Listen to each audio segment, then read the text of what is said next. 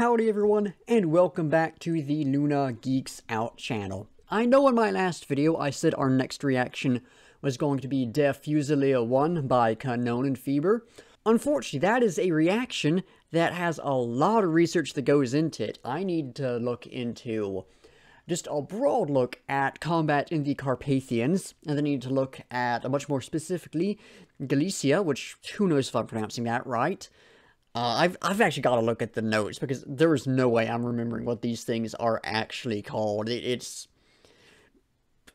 foreign words that I don't understand. So, Galicia, Przemysl, who knows if I'm saying that right, a fortress in Poland, I think.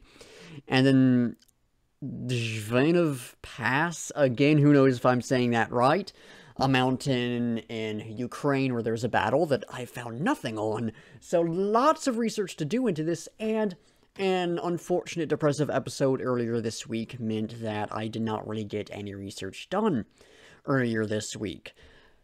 Babymetal, unexpectedly, did a collaboration, I suppose, with the First Take, a piano version of Monochrome, and, you know, I wasn't planning on doing a reaction until after the Kanonenfieber one, but like that's not gonna happen for probably like another week, if I'm being honest. It's Babymetal. I always go and check them out pretty much right after they upload something, so why not have a video out in the midst of this longer break? So yeah, very long intro aside, we are checking out the Monochrome piano version performance on the First Take by Babymetal. Very excited to give this a listen, so without further ado, let's hop into it.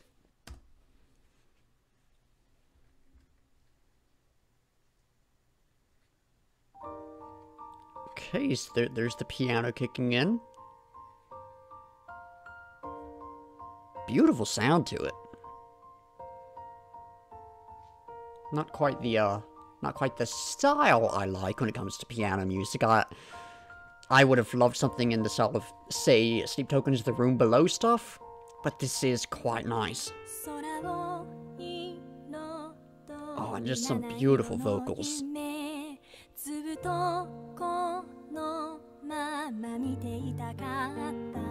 Oh, that's nice right there.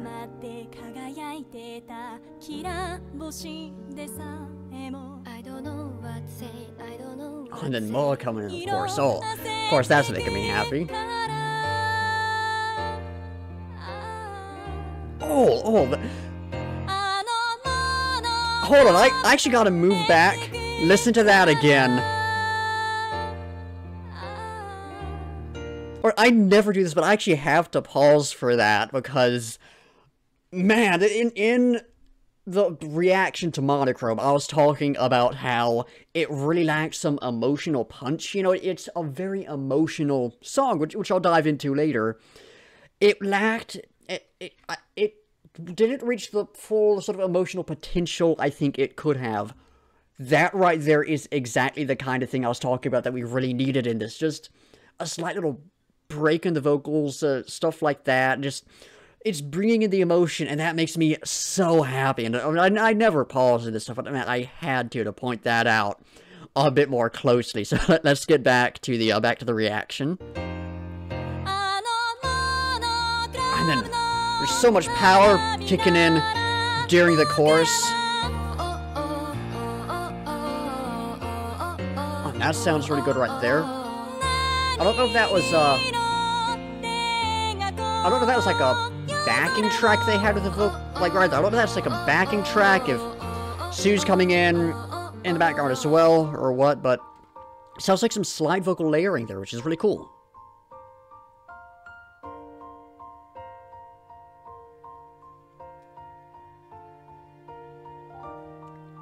That's some strings there, very nice. Oh, beautiful.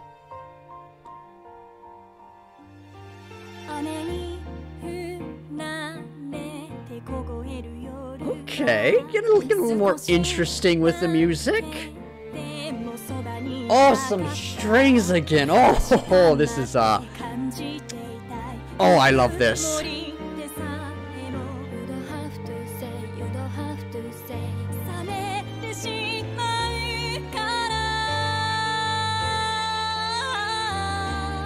Oh, just absolutely beautiful.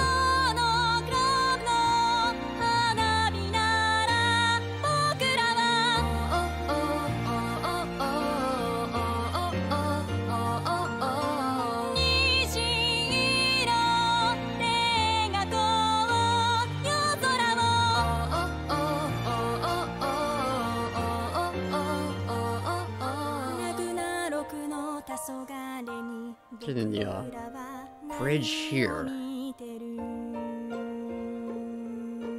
Well, that's a good little sound there.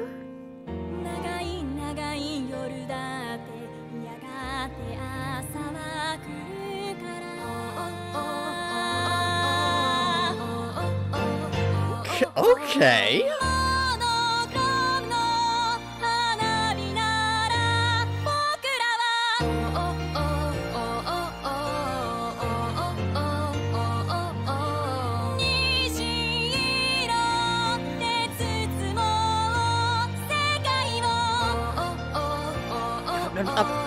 I just love those strings in the back there. That is, gonna get more depth in the music. That was, very much needed.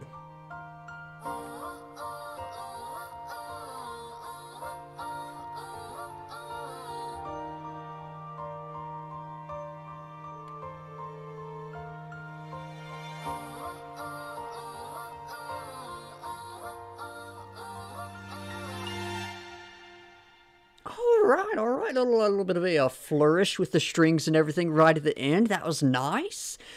Yeah, that was, I didn't know what to expect going into that. I knew I was gonna like it. Of course, it's Baby Metal. How would I not like it? But I didn't know what to expect. That blew me away, and very much delivered sort of exactly what I was hoping for with that emotional, the emotional intensity, I think would be the way to phrase that. Now, of course, I'm not going to do another whole rant about the lyrics of this song and the connections to the atomic bombing of Hiroshima and everything. Y'all can go back and watch my original reaction to Monochrome if you want to hear all that. I'd recommend doing so. It was a good rant, and there's a lot of fantastic little connections in there that slowly fell into place as I was researching it more and more.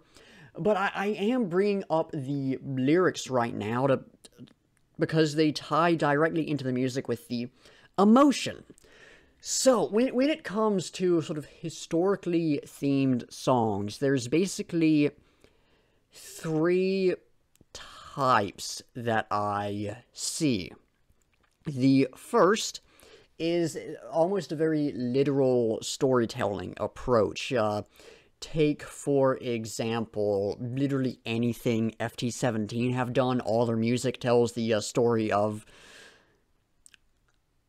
I've forgotten his name. It's edited on screen. Pretty sure he's a fictional character, but their music tells a very literal story with that. Another example would be a lot of the stuff that Sabaton do.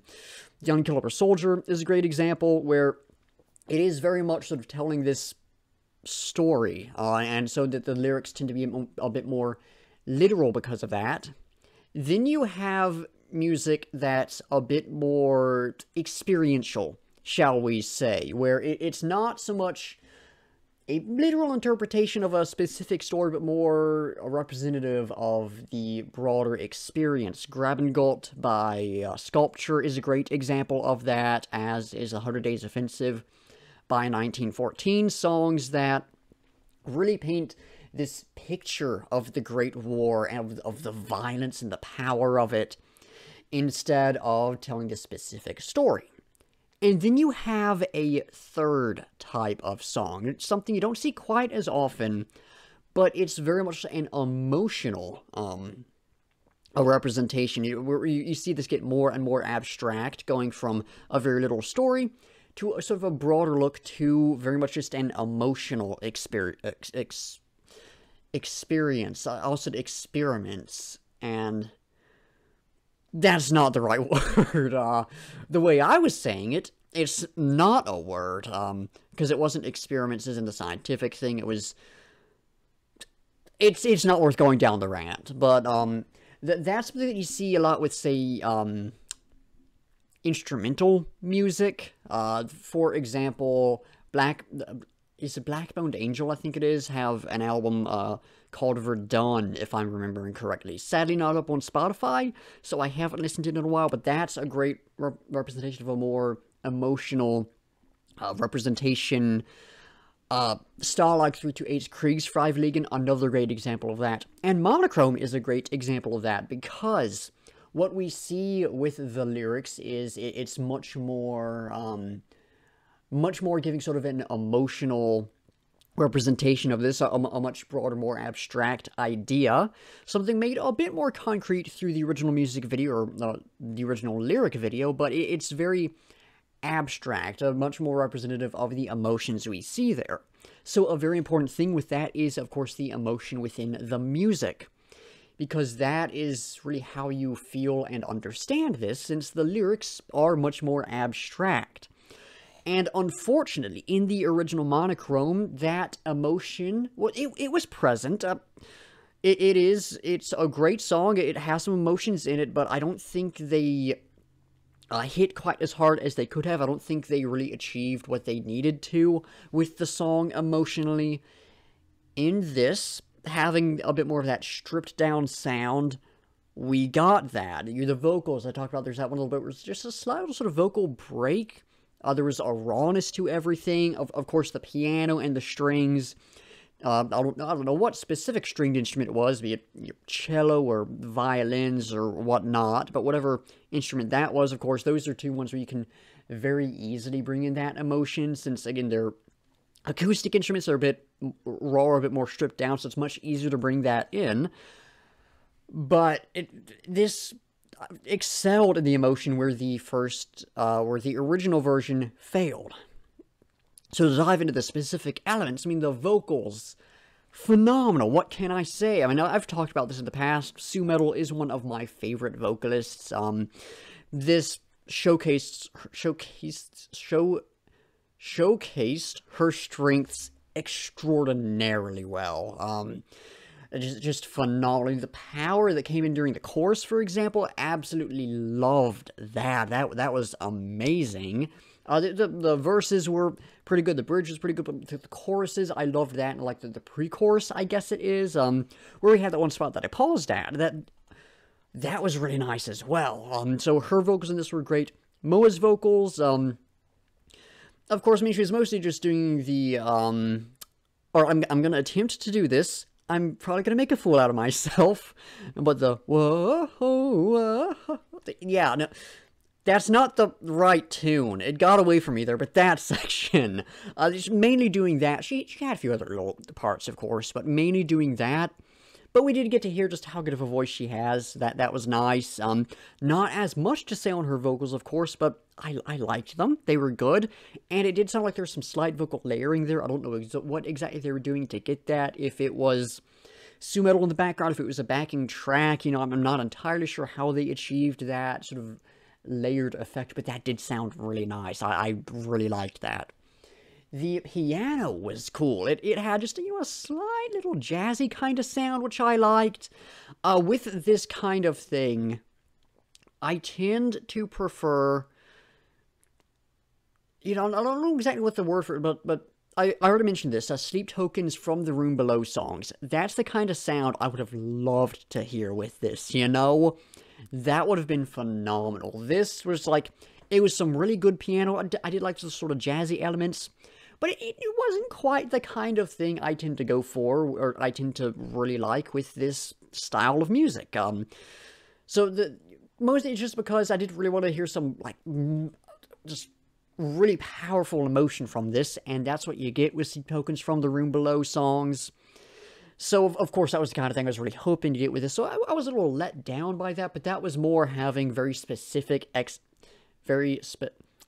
I don't think I messed that up. Very specific expectations, and those weren't met. Instead of more expectations of quality, shall we say. But the piano was great in this, and the strings, was not expecting those at all. That was a very pleasant surprise. Yeah, very, very happy those were thrown in. Added a little more depth to the music, added a little more strength to it, and of course ramped up the emotion a little bit. And some great stuff with those. Loved the little flourish right at the end that I pointed out. So yeah, fantastic music in this, and a fantastic performance by Baby Metal, of course. I have heard some theorization that there's going to be a second one coming eventually, probably coinciding with the album release. I certainly hope that's the case, because this was really, really nice, and I'd love to see, you know, what else they would do. Would they do another one of the singles already out? Light and Darkness, I think, would be a great one to do. Is it going to be one of the songs that's not yet released? That one honestly feels a little more likely to me, assuming this theory is correct and it does coincide with the album release. But, you know, whatever the case is with this, just even if this is the only one we get, I mean, this was enough. This was phenomenal, packed quite the punch emotionally, some insanely high-quality music. Yeah, I think this is the most fun I have had reacting to something in a long time, and, yeah, today, I'm just going off on a tangent, but today has been a good day for music for me, because in the Slipknot Discord server, we are now doing a Song of the Day thing, so me and the other staff members in there have been posting some stuff, and, yesterday and today, 2 songs are posted that I got to both of them today. Let's see, Cracks in the Power by Conjure and Of Blood and Bone by She Must Burn. 2 phenomenal songs. She Must Burn was one of the best songs I've heard in a long time. And then I'm undertaking quite the big project, keeping it a little secret for now, but quite the big musical project. So I've been listening to some Wagamama Rakia as part of that. Heard a couple new songs from them, and oh, some great stuff. I say a couple new songs. I heard 4 new songs from them. But that's, of course, the really good stuff.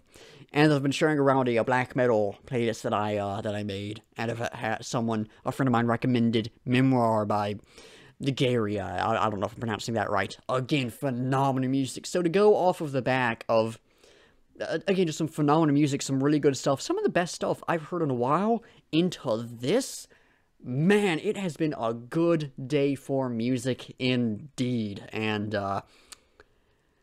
I cannot wait to see where the rest of the day takes me with my listening. But, no, long, somewhat irrelevant tangent aside, I mean, this was phenomenal. I don't know what more to say on this. This was quite the experience, and I'm glad to have had it, and I'm glad to have been able to share it with y'all. Now, normally I would at this point hop into talking about what we'll be reacting to next time. Y'all already know that it's the Cannon and Fever thing, assuming we don't get another Baby Metal release or a Sleep Token release in the meantime. So that'll be happening hopefully into next week, maybe, depending on how long the research takes. But in the meantime, there is one video I have in the works. I'm currently in the preparation stage for that. Don't know when it's going to come out, because it is, like,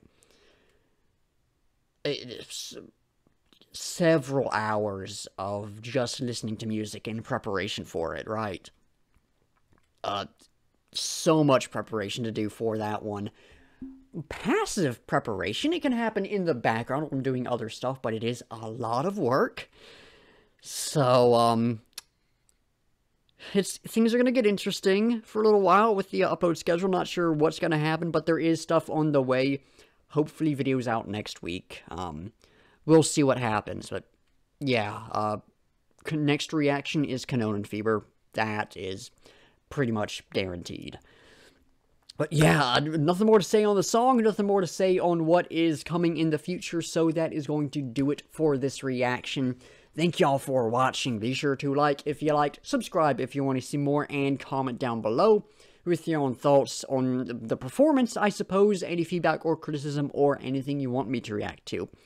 In the description, there will be a link to the performance, so you can go check it out, support the artist, a link to my Baby Metal reactions playlist, my Japanese music reactions playlist.